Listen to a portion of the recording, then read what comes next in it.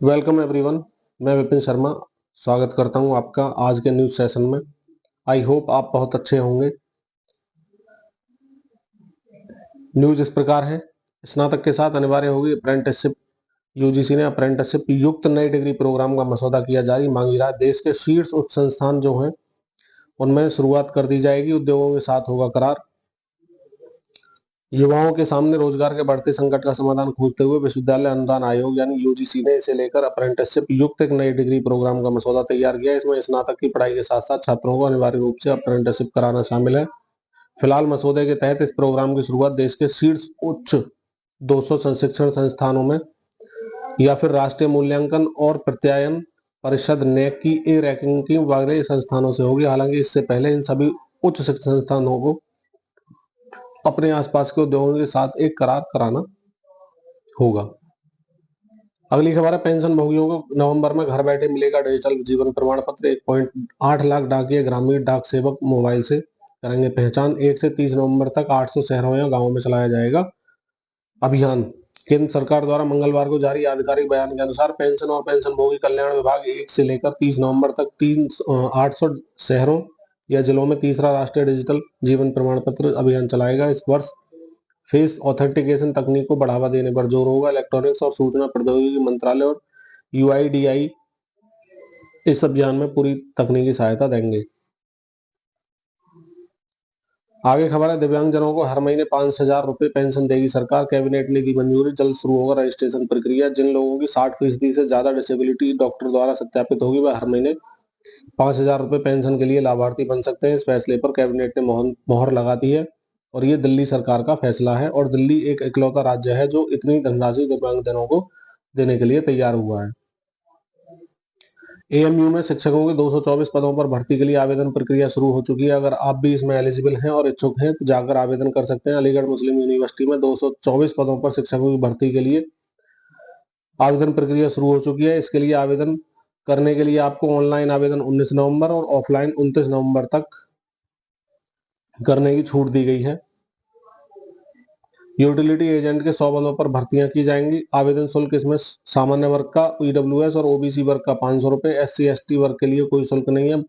शुल्क का भुगतान डिमांड ड्राफ्ट के जरिए किया जाएगा। आयु सीमा की गणना 1 अक्टूबर 2024 को आधार मानकर की जाएगी। न्यूनतम उम्र 28 वर्ष से कम होनी चाहिए। अधिकतम आयु वर्ग में ओबीसी वर्ग को 3 वर्ष की छूट और एससी एसटी वर्ग को 5 वर्ष तक की छूट की बात की गई है। आवेदन प्रक्रिया के लिए आपको संस्थान की वेबसाइट www.aiasl.in पर जाना होगा और वहां पर जाकर रजिस्ट्रेशन करना होगा। बाकी प्रक्रिया वहां पता चल जाएगी।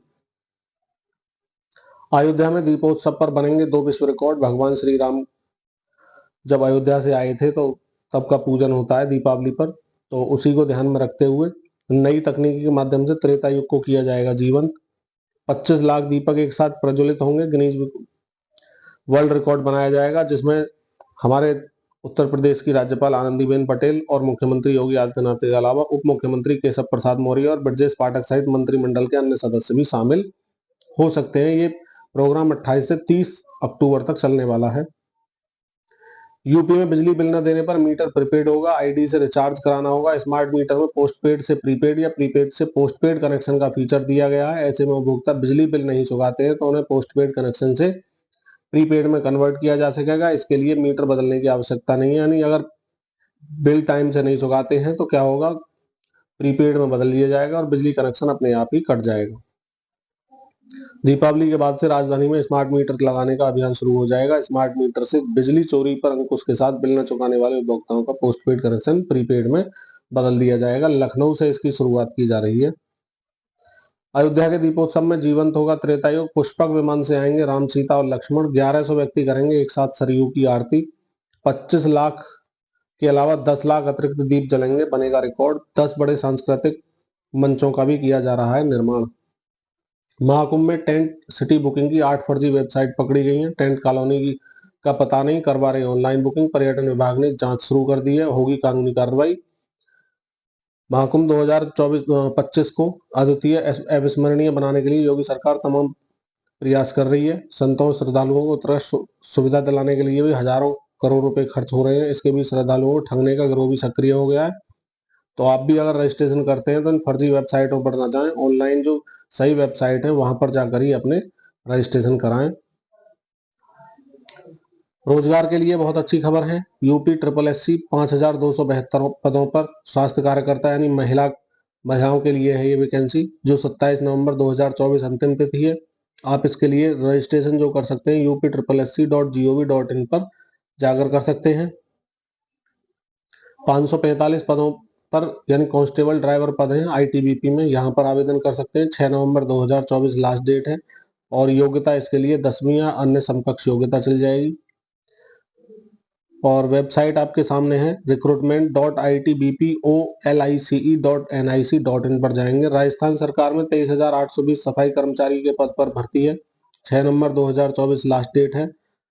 इसके लिए आपको जाना होगा isg.urban.rajasthan.gov.in पर, तो जाएं और रजिस्ट्रेशन करें।